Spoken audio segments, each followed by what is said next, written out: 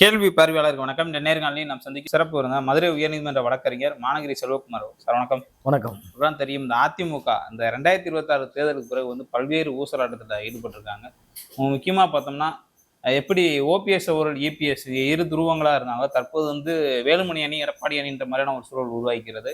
வேலுமணி அணி தரப்புல இருந்து தாவேக்காவுக்கு ஆதரவு கொடுத்ததுல இருந்து தற்போது ஒரு பொதுக்குழு வரை சென்றிருக்கிறது. பொதுக்குழு அதிமுகவினுடைய பொதுக்குழு உறுப்பினர் 1800 பேர்ல கிட்டத்தட்ட ஒரு 1000 பேர்கிட்ட வந்து கையெழுத்து வாங்கியிருக்காங்க.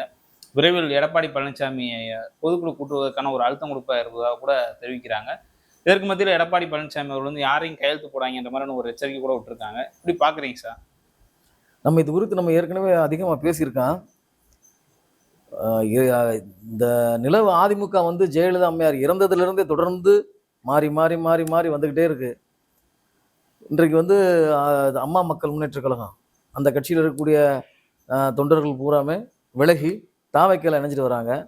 இன்னைக்கு கூட ஒரு அறிக்கையை வந்து ரொம்ப தீவிரமாக விட்டுருக்காரு. அதாவது இந்த காமராஜ் அவங்க கட்சிக்கார எம்எல்ஏக்கு வந்து அமைச்சர் பதவி கொடுத்தா நாங்கள் இது குதிரை பெறமாத்தான் நினைக்க வேண்டியிருக்கு, நாங்கள் சிபிஐ என்கொயரிக்கு வழக்கு தொடுப்போம் அப்படின்ற மாதிரி அவர் ஒரு அறிக்கை கொடுத்துருக்காரு. இந்த சூழலில் ஏற்கனவே எப்படி ஓபிஎஸ் அவங்க ஓரம் கட்டினாரோ யார் இபிஎஸ், அதே மாதிரி அவரை ஓரம் கட்டுறதுக்கு நடவடிக்கைகள் அவங்க தற்காத்துக்கிறதுக்காக எல்லா நடவடிக்கை எடுக்கத்தையும் செய்வாங்க. இந்த நிலையில வந்து இப்போ ஆயிரத்துக்கும் மேற்பட்ட பொதுக்குழு உறுப்பினர்கிட்ட நீங்க கையெழுத்து பெற்றதாக நீங்க சொல்லிதான் தெரிய வருது. இது அதிகாரப்பூர்வமா வரல. அவங்க அதை தடுக்கிறதுக்கு இப்ப தேர்தல் ஆணையம் இருக்கு. இப்ப கட்சி பிரச்சனைன்னு வந்துருச்சுனாக்க கட்சியை யார் கைப்பற்றுறாங்கன்னா அதுக்கு முழுக்க முழுக்க தேர்தல் ஆணையம், யார் இதுக்கு கட்சி தலைமை பொதுக்குழு இந்த விஷயங்கள் அது வந்து உடனடியான முடிவுக்கு வர்றதுக்கு சாத்தியக்கூறுகள் இல்லை. இதுக்கிடையில இப்ப அமைச்சரவை விரிவாக்கம் வந்து இன்னமும் அது தள்ளி போய்கிட்டே இருக்கு. விஜய் வந்து மக்களை வந்து ஏமாற்றி சமூக வலைதளம் மூலமாக ஒரு பொய் பிரச்சாரம் செய்யுது, இளைஞர்களை வந்து தன்வசப்படுத்தி ஒரு வாக்குகளை வாங்கி இப்போ இந்த ஆட்சி அமைச்சிருக்காரு. ஏதோ ஒரு தூய சக்தி, நம்ம ஒரு தூய ஆட்சின்ற ஒரு மனநிலையை உருவாக்கி கொண்டிருக்காரு. இப்போ அவர் ஆட்சி அமைச்சதுல இருந்து, அதாவது அந்த பெரும்பான்மையை நிரூபிக்க முடியாத காலகட்டங்கள்ல இருந்து அவர் திராவிட கட்சியில விட மோசமான ஒரு நடவடிக்கைகளில் ஈடுபட்டு வர்றதாக தெரிய வருது. அவரு உண்மையிலேயே மக்கள் செல்வாக்கு மட்டும் மக்கள் வந்து பார்த்தீங்கன்னாக்கா அவர் நம்ம முழுசா ஏற்று இது பண்ணினாக்க 234 தொகுதியிலையும் அவர் ஜெயிச்சிருக்கணும். அவர் பெற்ற வாக்குகள் வந்து 34% தான். நீங்க அதுக்கு எதிராக வந்து 64 பேர்னாக்க இவங்க இப்போ திமுகவுக்கு 24% போது அவங்க 75% பேர் வந்து எதிராக தான் வாக்களிச்சிருக்காங்க. திமுக அதிமுக வேணானதே இவருக்கு வந்து பெரும்பான்மை மக்கள் வந்து 5 கோடி பேர்ல வந்து 1,70,00,000 வாக்கு வாங்கியிருக்குனாக்க இவர் ஜெனினஸை இவர் நிரூபிக்கணும்னா அவர் பாருங்களேன், ஏதோ அவரு இப்போ ஒரு 10 நாட்களுக்குள்ள அவரோட பிம்பம் வந்து கொஞ்சம் கொஞ்சம் உடைஞ்சு வர்றதா நீங்க பார்க்கணும். ஒரு இந்த ரத்தன் பண்டிட்னு ஒரு ஜோசியரை வந்து அவன் சொல்றான் வந்து பாத்தீங்கன்னா உலகத் தலைவராகின்றான். எவ்வளவு தைரியம் பாருங்க. உலகத் தலைவர் அவரு பிஎம் மோடி எல்லாம் மிஞ்சினார்ன்றான். அவனுக்கு ஆதங்கம், என்னடா நம்ம வந்து பாத்தீங்கன்னா நமக்கு ஒரு பதவி கிடைச்சு நமக்கு போயிடுச்சுன்ற ஒரு ஆதங்கம். அப்ப அவனை போன்றவரோட ஆலோசனை அவரு அதை கேட்டு நடக்கும்போது அவர் தன் சுய நினைவுல தன் சுய புத்தியில இந்த ஆட்சியை நடத்தி கொண்டு போறாரான்றது சந்தேகமா இருக்கு. உடனடியாக காங்கிரஸை கூப்பிட்டது எல்லாருக்கும் தெரியும், மக்களுக்கு தெரியும். காங்கிரஸ் நிர்வாகிகள் பூராமே காங்கிரஸ் கட்சிக்கு தமிழகத்துல எவ்வளவு வாக்கு வங்கி இருக்குன்னு முழுக்க அவருக்கு வந்து காங்கிரஸ் ஓட்டு வந்து பிஜேபி எதிர்ப்பு ஓட்டுதேன், அதுபோக வந்து திமுக ஓட்டுதேன், காங்கிரஸ் கட்சிக்கு விழுந்த ஓட்டு போறான். இப்போ அந்த 5 பேரை வந்து உடனடியாக அவர் கவலைகரம் பண்ணாரு. அதோட நம்ம மேல வந்து ஒரு பிஜேபி முத்திரை வரக்கூடாதுன்ற ஒரு காரணத்துக்காகத்தான் இந்த நம்ம திருமாவளவன் இவங்க கிட்ட கம்யூனிஸ்ட் கட்சிகள் அந்த இதை போய் நாடி போனதை தவிர, இப்ப இவர் எடப்பாடியை பார்க்காதது, இது வரைக்கும் எடப்பாடி சந்திக்காதது, வேலுமணியை சந்திச்சது. இதன் பின்னாடிதான் வந்து பார்த்தோம்னா பிஜேபியோட உள்குத்து இருக்குன்றத நம்ம வந்து மேலும் அச்சத்தை உருவாக்கிட்டே இருக்கு. இல்ல பிஜேபி சொல்லிதான் அவங்களை சந்திச்சிருக்காரா விஜய்? அதாவது இது வரைக்கும் பிஜேபி நம்ம ஆரம்பத்தில் சொன்னா மௌனம் ஆகுது, இது கள்ள மௌனமா இருக்கு.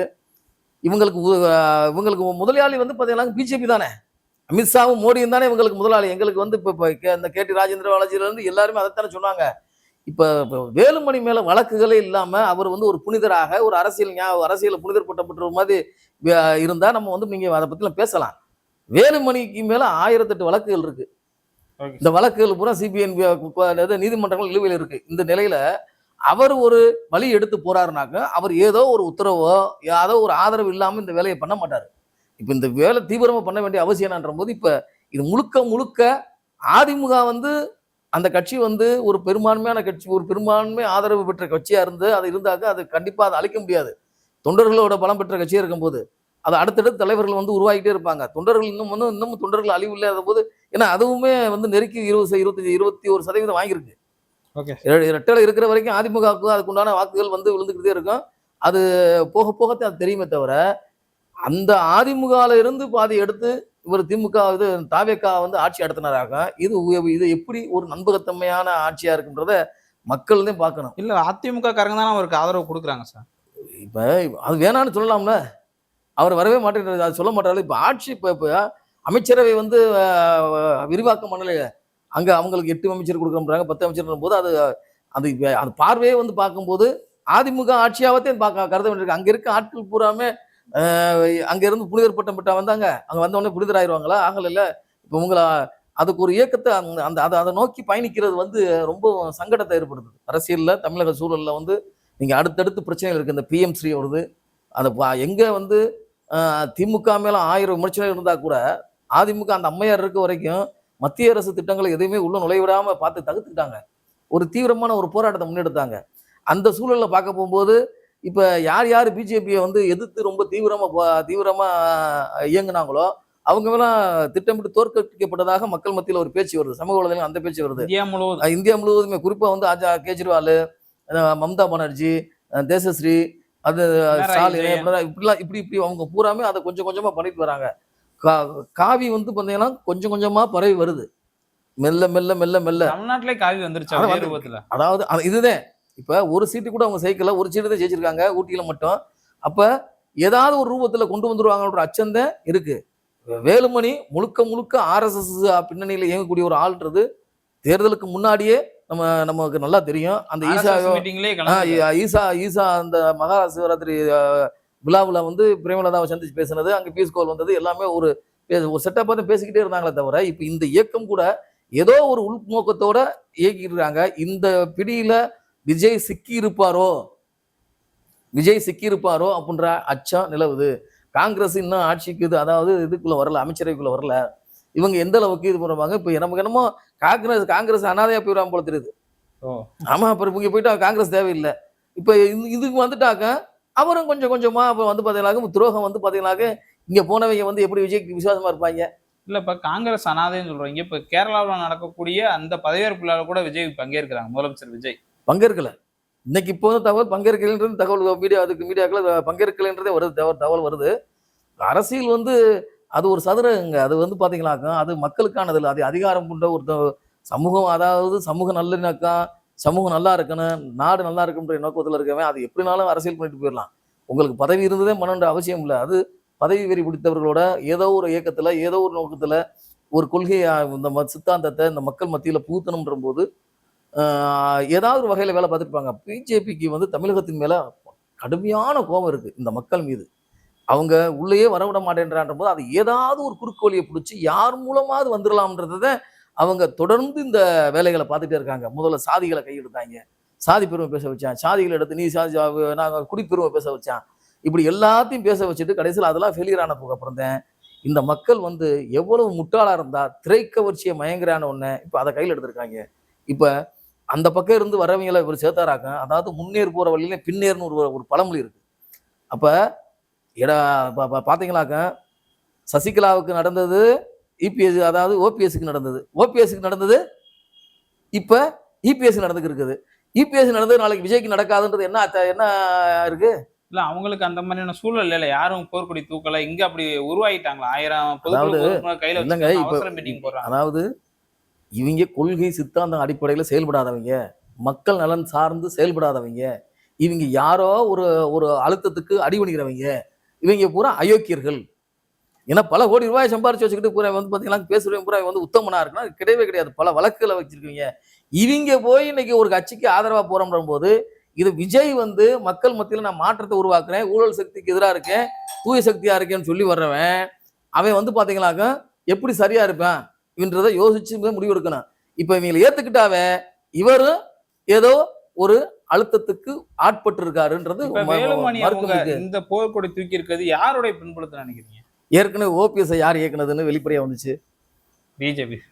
அதேதான் இப்போ வேலுமணியும் அதே பாணி தான். அதனால தான் ஒரு நடுநிலையான அரசியல் நோக்கர்களுக்கு உண்மையிலேயே சித்தாந்தம் கொள்கை பிடிப்பு உள்ளவங்களுக்கு கூட இந்த சந்தேகம் இருந்துகிட்டே இருக்கு. அது உண்மையும் கூட. என்னைக்கா இருந்தால் அது வெளிவந்து தான் தீரும். இதை விஜய் ஏத்துக்கிட்டாராக்க இந்த விஜய் ஆட்சி வந்து பார்த்தீங்கன்னா நிலையான ஆட்சி அவரால் தர முடியாது, நிம்மதியான ஆட்சி தர முடியாது. இதுல ஒருவேளை பொதுக்குழு கூட்டி எடப்பாடி பழனிசாமி அவர்கள் நீக்கிறதுக்கு வாய்ப்பு இருக்கா? சசிகலா ஏற்கனவே வந்து அதிமுக ஒன்றிணைன்னு ஒரு கருத்து வச்சிருந்தாங்க. வேலுமணி தரப்புல இருந்து சசிகலா போன்றவர்கள்லாம் கட்சியில சேர்க்கணும்னு கூட ஒரு கருத்து கூட நிலவுச்சு. என்ன ஆக போகுது சார்? அதாவது முதல்ல வந்து பாத்தீங்கன்னாக்கா அதிமுக வந்து ஒரு முக்குலத்தோர் கட்சின்ற மாதிரி ஒரு மாய தோற்றத்தை உருவாக்கி அந்த முக்குலத்தோர்களே மிகுதியா இருந்து அந்த முக்குலத்தோர் லாபியை காலி பண்ணணுன்றதுக்காகத்தான் இபிஎஸ் ஓபிஎஸ் நம்ம இந்த வேலுமணி எல்லாம் தங்கமணி எல்லாம் ஒண்ணு சேர்ந்துக்கிட்டு அவங்க டெல்லி வரைக்கும் அவங்க சாதியில இருக்கக்கூடிய அனைத்து நீதிபதிகள் உட்பட உங்க அமித்ஷாவோட நெருக்கத்தை உருவாக்கி அந்த ஆட்சியை காப்பாத்தி நாங்க உங்களுக்கு அவங்கள விட நல்ல அடிமையா இருப்போம்னு சொல்லி வந்தாச்சு. இப்ப அதே மாதிரிதான் இப்ப அங்க இருந்து இப்ப வேற ஒரு துணியில அப்ப அங்கேயே பிளவுபட்டுருச்சு. அங்கேயே பிளவுபட்டு வரும்போது அந்த பதவியை தக்க வைக்கிறதுக்கு, கட்சியை தக்க வைக்கிறதுக்கு அவன் அவனோட வல்லமைய அவனுடைய ஆளுமையை நிரூபிக்கணுன்றதுக்காக எந்த நிலைக்கு இறங்கி போவேன். இப்ப பொதுக்குழு நடந்த உடனே நாளைக்கு தூக்கி போட போறதில்ல. அதான் திருப்பி நீதிமன்றத்துக்கு போக திருப்பி சந்திச்சிருக்கேன். திருப்பி அந்த 2017 அப்புறம் நடந்த கூத்துகள் பூராமே திருப்பி நம்ம பார்க்க வேண்டியிருக்கும். அதனால அதை நம்ம பொருட்படுத்த வேண்டிய அன்னைக்கு இருக்கக்கூடிய சூழ்நிலை நம்ம பேச வேண்டியது என்னன்னாக்க அதிமுக பத்தி பெருசா பேசாத விட்டுட்டு முதல்வர் விஜய் வந்து அதிமுகவை ஏற்றுக்கொள்ளக்கூடாது, எங்க அதிமுக இருந்து வரக்கூடிய அந்த உறுப்பினர்களை ஏற்றுக்கொள்ளக்கூடாதுன்றதே மக்கள் கவனமா இருக்கணும். ஏன்னா அங்க இருந்து அவங்க சரியான ஆட்களே கிடையாது. அவன் எங்க இருந்து வரான்ற போது இவர் வந்து அவங்களை சேர்த்துட்டாவே இவர் பிஜேபியோட அழுத்தத்துக்கு அடிபணிஞ்சுதான் செயல்படுறாரு, இவர் பிஜேபியோட மறைமுக ஒரு முதல்வராகத்தான் இருப்பாருன்ற மாதிரி மக்கள் கண்டிப்பா அதைத்தான் நினைப்பாங்க. இப்ப இந்த பிரச்சனை தீரவே தீராதாங்க சார். இது ஒரு வெப் சீரிஸ் மாதிரி போய்க்கிருக்கு சார். அதுதான் போய்கிட்டே இருக்கு. அந்த கட்சி அது அழிவை நோக்கி போகுது, அழிவை நோக்கி போய்கிட்டே இருக்கு. அதுதான் ஒரு கொஞ்சமா அழியுது. இது காரணம் வந்து அதான் ஜெயலலிதா வந்து ஒரு சரியான ஒரு ஆளுமைகளை 2ஆம் கட்ட தலைவரை உருவாக்காதோட விளைவுதான் வந்து ஒரு தனி ஆளுமையா இருக்கும் போது என்னைக்கு வந்து பார்த்தீங்கன்னா ஒரு தனி ஆளுமையா இருக்கிற வரைக்கும் இந்த நிலை தான். அது அந்த ஆளுமை இருக்கிற வரைக்கும் தான். இன்னைக்கு திமுகல வந்து கடைசி வரைக்கும் யாரு நம்ம கலைஞர் இருந்து மகனை கொண்டு வந்துட்டாரு. மகன் அதே இது மாதிரி கடைசியில வந்து மகன் வந்து இப்போ அடுத்து மகனை காட்டுறாரு.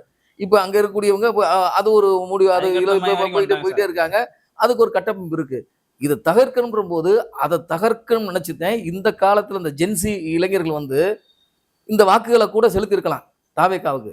ஆனா தாவேக்கா தன்னை சுய பரிசோதனை செய்து இந்த மக்களுக்கு நாங்க திராவிட கழகம் மாதிரி நாங்க ஆட்சி செய்ய மாட்டோம், அந்த மனநிலைன்றதை நிரூபிக்கக்கூடிய காலகட்டம் அது. இப்ப அதிமுக வந்து 25 பேரை சேர்த்துட்டாவே இது வந்து ஏதோ ஒரு அரசியல் பின்னணி இருக்கு. அந்த அரசியல் பின்னணி அடிப்படையில தான் இவர் ஆட்சிக்கே வந்ததாக ஏற்கனவே வந்து பேசிக்கிட்டு இருக்காங்களே எதிர்கட்சிகள் பூராமே. இப்ப தோத்தவங்க பேசத்தானே தேவையா, அவன் பேசும்போது உண்மையாயிரும். ஓகே சார், பொறுத்து வந்து பார்ப்பேன் என்ன நடக்குது. நன்றி, வணக்கம்.